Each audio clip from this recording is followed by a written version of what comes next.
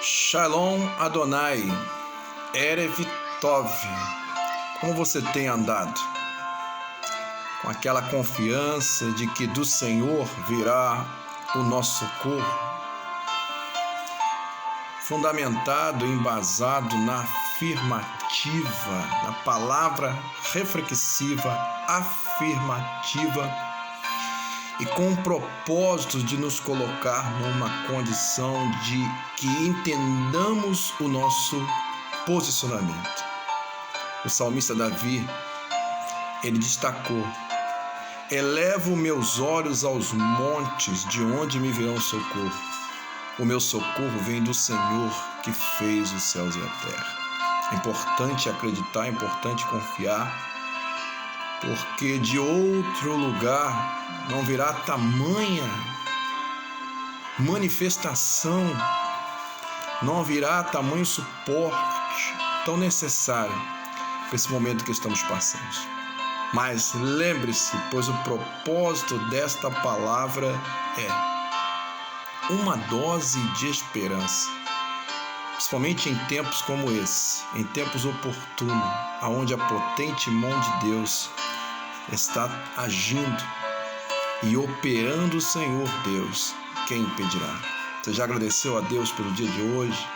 Já tem estado aí em conexão diária com o nosso Deus? Já tem feito da oração um hábito diário, apresentando a Deus aí as tuas necessidades, ampliando aí o número de pessoas que estão se conectando via redes sociais e entendendo que é um propósito permitido por Deus para que nós pudéssemos aí realmente viver essa realidade de ser igreja, independente do espaço, independente do lugar, mas ser igreja em uma conexão e juntos orarmos, clamarmos, compartilharmos de palavra como esta, que serve para nos edificar e nos manter juntos nesta hora conectados com os céus.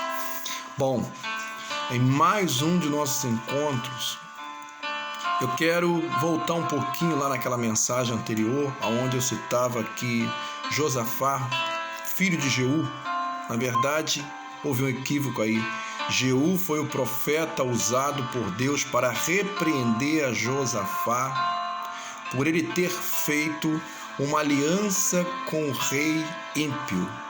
Infelizmente, ele ter seguido exatamente aí, incidido num erro anterior do seu pai. E é até título para uma nova mensagem, que terminar bem é mais importante do que começar bem. E eu gostaria de aproveitar aqui o ensejo de voltar um pouquinho e falar aqui com você a respeito de Asa, o pai de Josafá. Asa não passou apenas boas lições para Josafá, não é? É importante refletirmos nisso, porque nós sempre estamos buscando referenciais que expressem a figura de uma pessoa, de um personagem em constante estado de perfeição. E esquecemos, na verdade, que tem todo um histórico narrativo nas Sagradas Escrituras que vai nos mostrar desde o começo, desde o início, lá atrás, no Jardim do Éden, onde tudo começou, que já se anunciava um propósito da parte de Deus para o homem, que o homem, ele caiu, sim.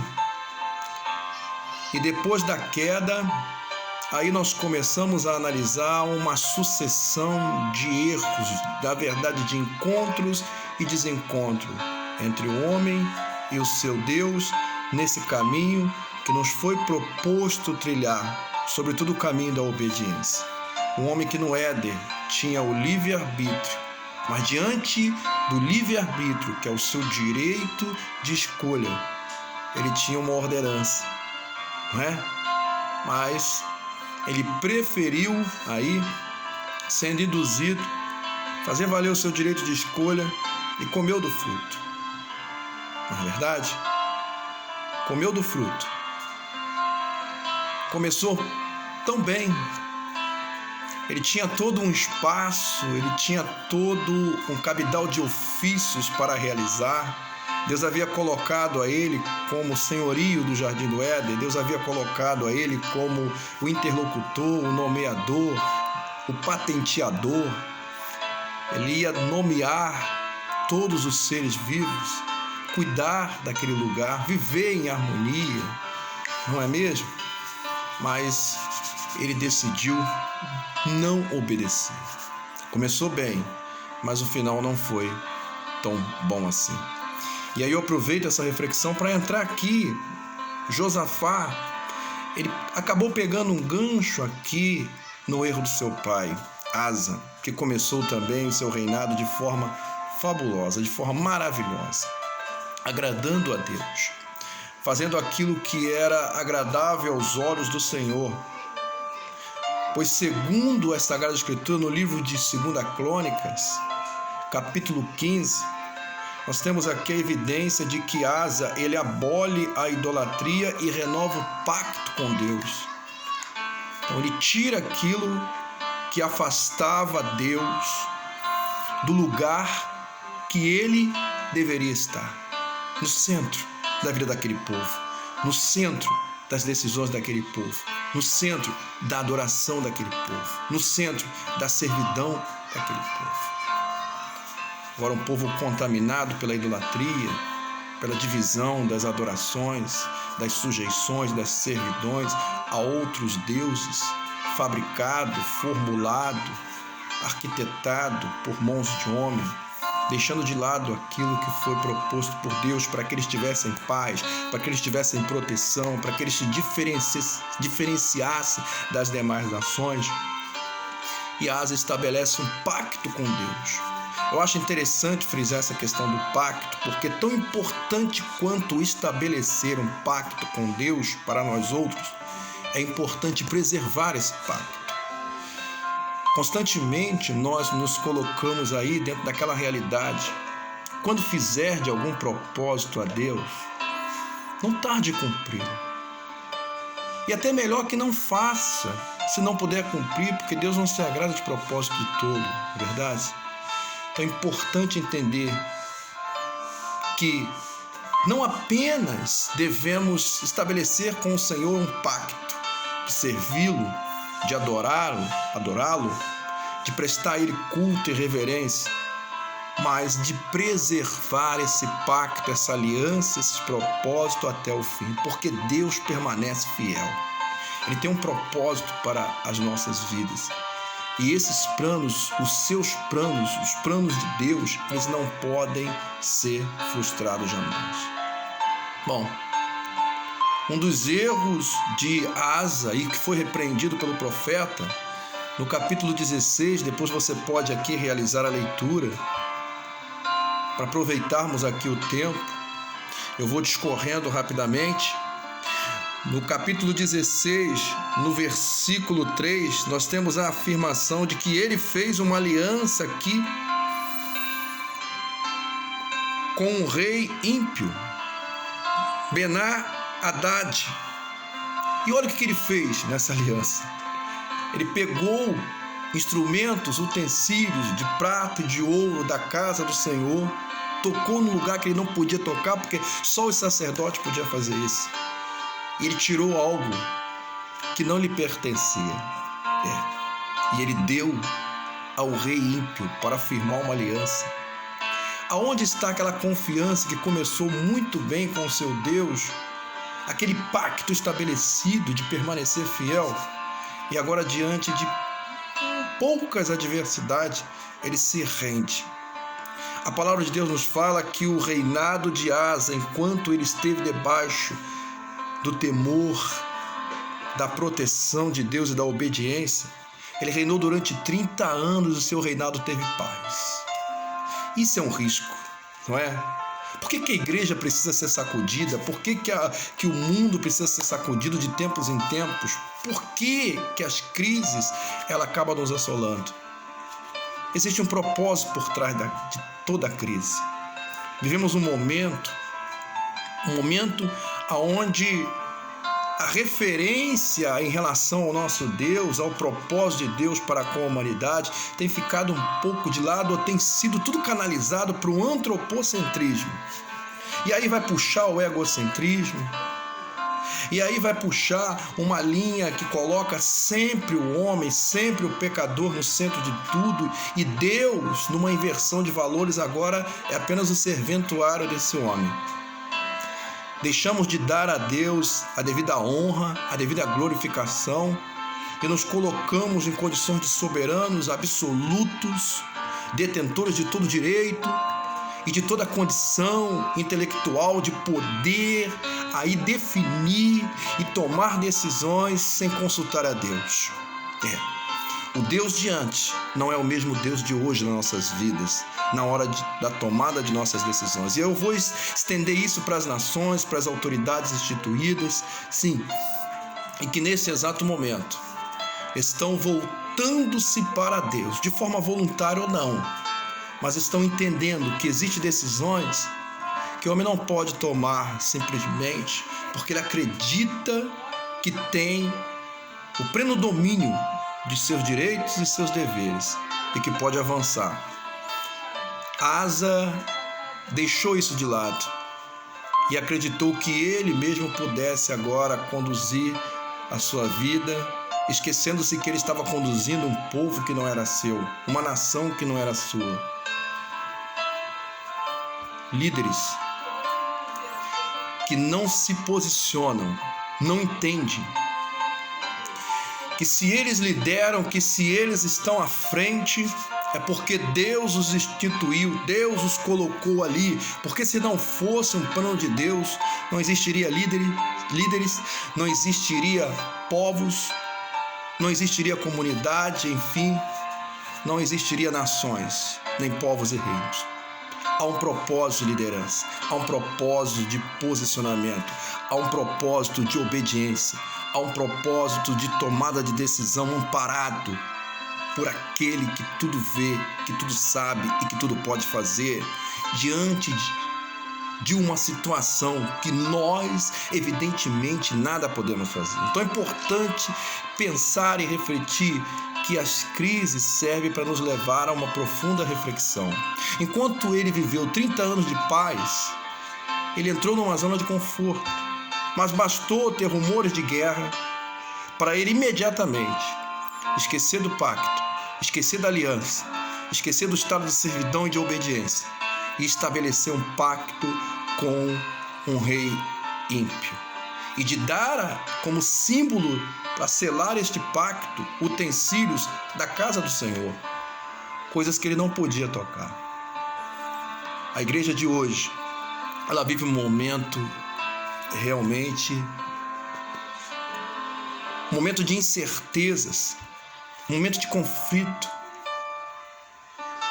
E diante desta orientação da base dessa narrativa histórica, atualizando ela para os nossos dias atuais, precisamos repensar o papel da igreja. Hoje vislumbramos igrejas dentro de um cenário político e até dentro de um cenário, dentro do contexto econômico, participativas, atuantes, não que não devesse, ou melhor, devem sim se posicionar e se colocar, participar ativamente, dar a sua contribuição, mas até que ponto essa contribuição ela deve avançar? É preciso uma crise como essa para colocar a igreja no seu devido lugar? É preciso um momento como esse para fazer com que os líderes venham refletir, venham pensar sobre o seu verdadeiro chamado, sobre a sua verdadeira vocação, sobre o propósito da sua existência, sobre o propósito da sua liderança, o caminho a seguir, o direcionamento. Quiséramos que não fosse necessário o sacrifício de tantas almas, mas infelizmente, por lideranças que estão sendo omissas com relação a levar o povo a reencontrar o seu Deus, a viver em comunhão e harmonia com o seu Deus, situações como essa passam a acontecer de forma recorrente.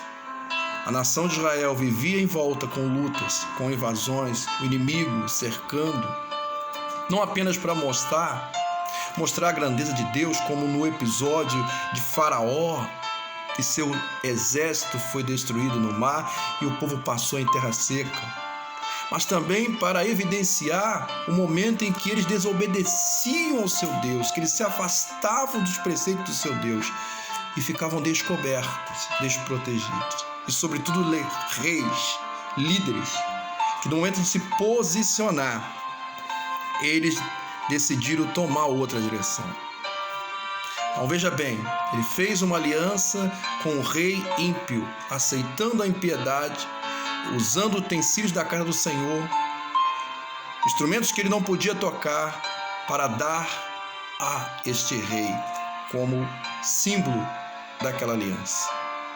Existem coisas, amados, que Deus dá ao líder, concede ao líder, permite que o líder tenha acesso, para que se cumpra um plano maior dentro desse universo espiritual.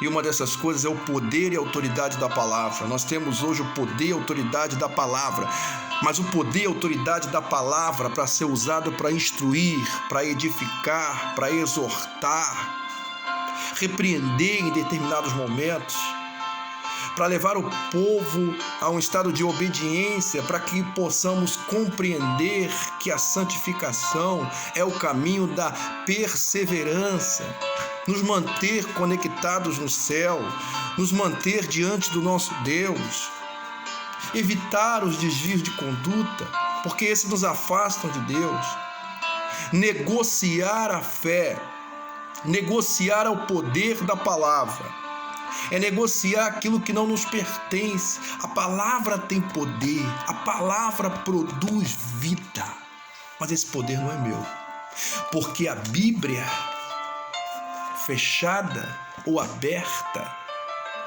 com as letras, os registros contidos, eles não têm poder algum.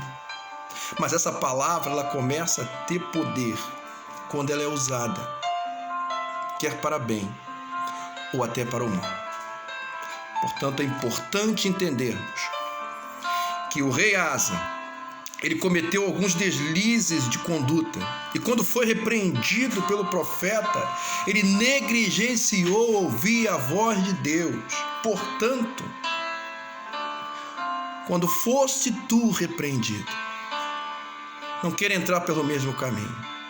Que nós possamos entender que esse momento de reflexão, de repreensão, que nos faz ver que aquilo que Deus tem nos dado não é para ser mercantilizado, não é para ser negociado, não é para ser dado de presente, não é para ser trocado como escambo, não.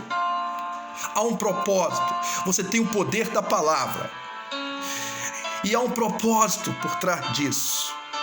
Essa palavra, amado, são as boas novas do Evangelho de Deus, do reino dos céus, para a salvação daquele que perece, não para acúmulo de qualquer outro tipo de aliança. É importante a igreja refletir qual é o seu verdadeiro papel na sociedade atual. Gostaria de ir à frente com você, porque a palavra de Deus nos fala ainda no capítulo 16, numa narrativa entre o capítulo que se segue, o capítulo 7, até o capítulo 11.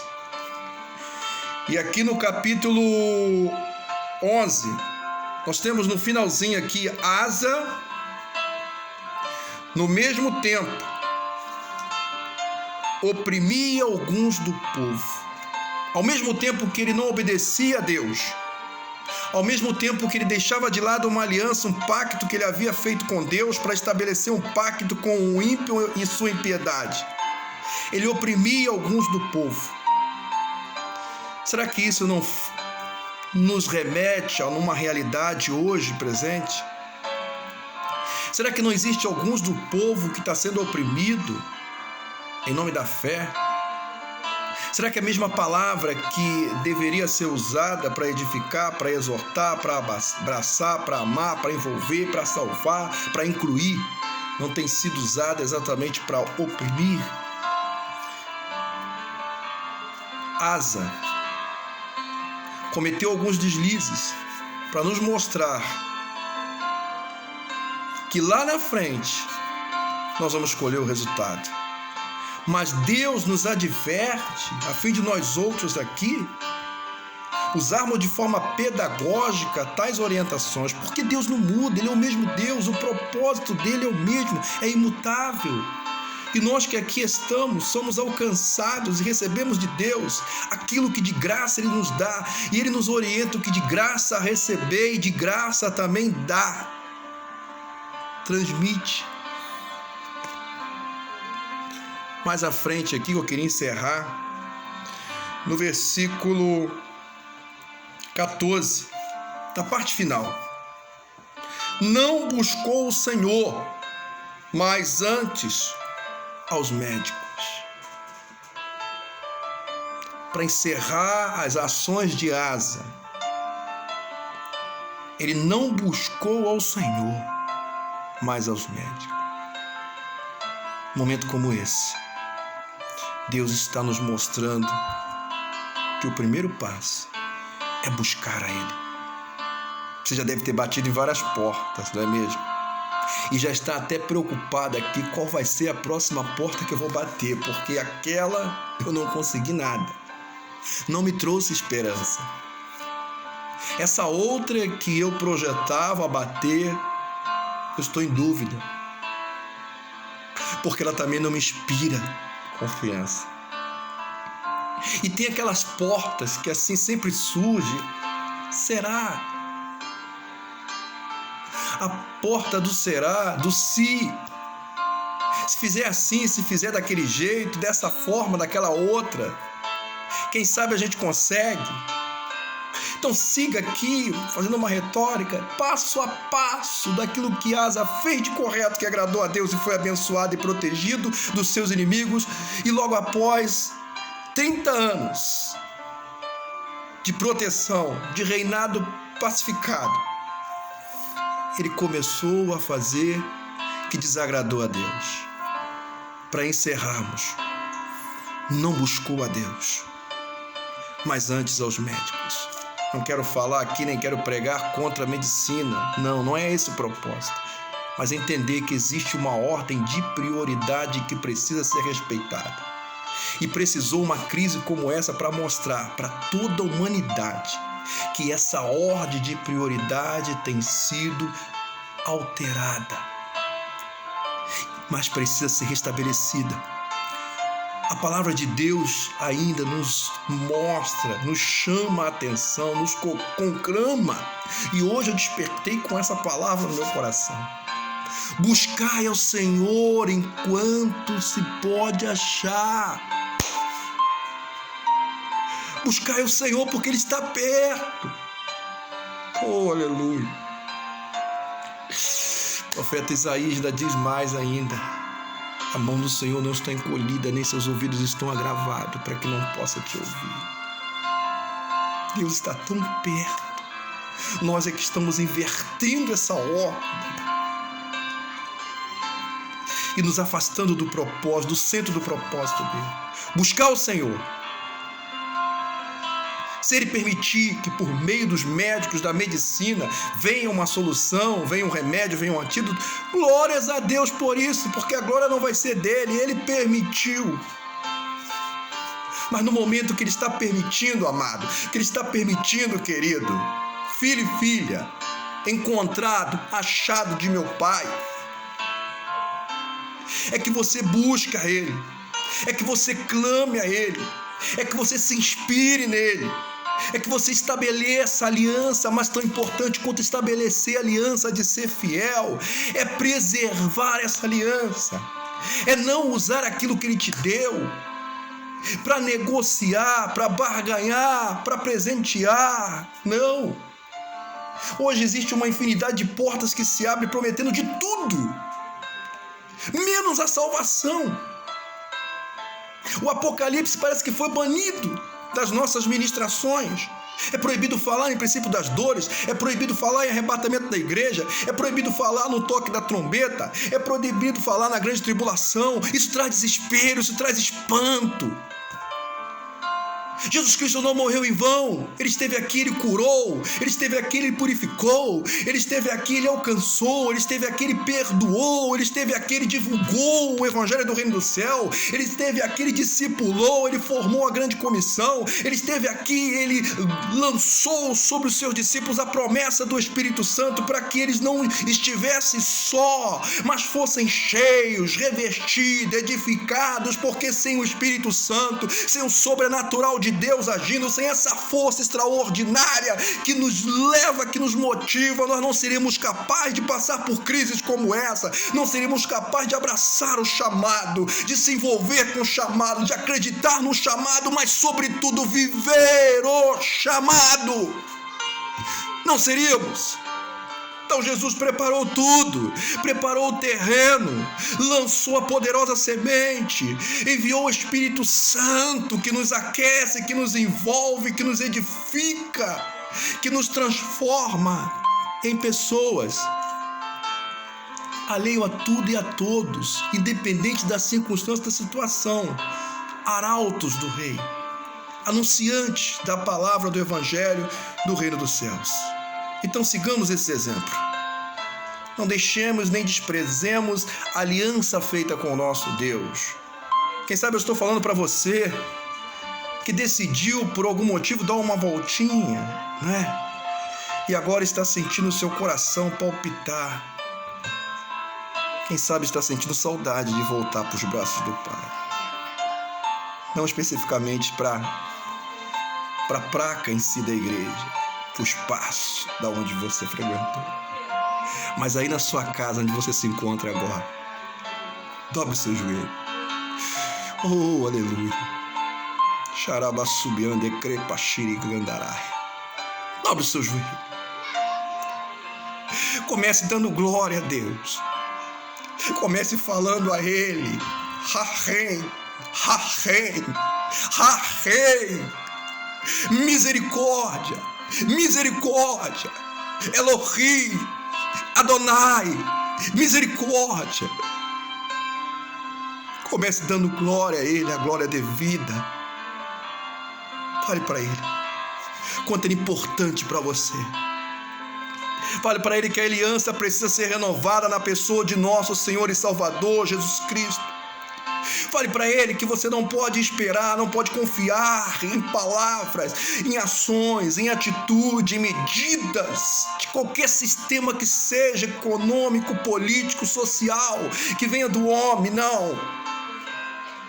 Você precisa de algo mais forte que você já viveu e que precisa voltar. Não desprezar, porque quando desprezamos, nos afastamos da vontade de Deus. É hora de voltar. Uma mensagem vai ecoar no seu coração, amado. Jesus não está voltando. Pastor, que é isso? Jesus não está voltando, não. Jesus já veio uma primeira vez. Foi rejeitado. A palavra de Deus nos fala que Ele veio para aqueles que eram seus, mas os seus o rejeitaram. Então todos os quanto aceitaram, Ele deu-lhes o poder de ser chamado filho de Deus. Deus te deu essa condição, te incluiu. Jesus já veio uma primeira vez. Oh, aleluia. Você está esperando que Ele volte uma segunda vez, mas esquece, louco. Se hoje pedires a tua alma o que tu tens preparado, para quem serás? Ao homem é destinado morrer uma única vez e depois apresentar-se para o julgamento. Então Jesus já voltou. Uma das coisas que eu não gosto como pastor, mas que mais fiz em toda a minha vida, foi enterro, foi funerais. E como é difícil quando você olha no caixão e vê que ali jaz uma alma que não seguiu os propósitos do Pai. Independente de ser um ente querido ou não, é uma alma. Mas há também do outro lado júbilo e glorificação quando nós vamos sepultar uma alma que deixou um legado, que deixou um testemunho marcante, que impactou os nossos corações. Como com todo prazer eu posso falar de um homem que passou por essa cidade e que até hoje, momentos como esse, nos chama à realidade de um estado de saudade. Mas é importante entender que foi o divisor de água para nos impactar. Qual é o líder que Deus te chamou para ser? Qual é a obra que Deus te chamou para realizar? Qual é a vontade que você deve estar debaixo? Então é hora de voltar. Se você se afastou por algum motivo, não quero que você seja aqui motivado porque a minha forma de agir ou de ministrar pode ter te tocado, te motivado. Não, te emocionado. Não quero que você haja por uma emoção, porque não vai adiantar nada. Quero que você entre no teu quarto, ou aí na tua sala, aonde você estiver. Você pode estar num espaço aí, de repente numa praça está deserto. Clame a Deus. Clame aí. Volte para os braços do Pai. E se você que está aí não aceitou Jesus como o único, seu suficiente Salvador, porque é necessário com o coração se crer, com a boca confessar publicamente, para que você alcance a salvação. O plano de Jesus, de Deus na cruz por meio de Jesus, ele é suficiente para alcançar todos, mas eficiente para aqueles que o aceitam. Então te convido a aceitá-lo nesse exato momento. Mas aceitar aí, não estou te vendo, ninguém está te vendo, mas ele está. Quero orar junto com você, encerrando e agradecendo a Deus por sua vida e por essa oportunidade que ele tem nos dado. Oremos. Elohi, Adonai, Yahvé. Eu te louvo, eu te glorifico. Porque sem ti, Pai, o que seria de cada um de nós? As palavras do profeta Jeremias expressam esta realidade. Quando no momento de seu chamado, o Senhor se revelou a ele. Falou: olha, antes que te formasse no ventre da tua mãe, eu te conheci, e as nações te dei por profeta. Meu Deus, estou diante de escolhidos teus e outros que vão ter acesso, Senhor, a esta oração que o Senhor chamou, que o Senhor separou, que o Senhor vocacionou. E por algum motivo eles vieram se afastar da tua presença. E outros que estão tomando conhecimento agora a respeito do plano de salvação, estão sendo tocados pelo teu Espírito, Pai. E que estão decidindo agora a aceitar o Senhor e a confessar publicamente que Jesus Cristo, o Cordeiro de Deus Pascual, que tira o pecado do mundo, o mediador entre Deus e os homens, que o sacrifício dele foi suficiente para nos alcançar. E eficiente nesse exato momento que os teus filhos estão voltando para os teus braços, estão aceitando e confessando o Senhor como o único, suficiente e exclusivo Salvador das suas vidas. E te glorifico, Pai, porque minha mão não pode tocar neles, mas que as tuas mãos toquem, que teu Espírito toque, que os conforte, que os sustente neste momento e nos guarde. Guarde esta nação, Pai. Guarde as nossas autoridades, os governantes instituídos, para que eles venham agir segundo os planos do Senhor e olhar pelo teu povo que perece. Te agradeço, em nome de Cristo Jesus. Amém. Louvado seja Deus por sua vida, louvado seja Deus por essa oportunidade. Esteja conosco, porque mais à frente estaremos dando continuidade nesse projeto de Deus. Uma palavra de esperança, ou melhor, uma dose de esperança a cada dia.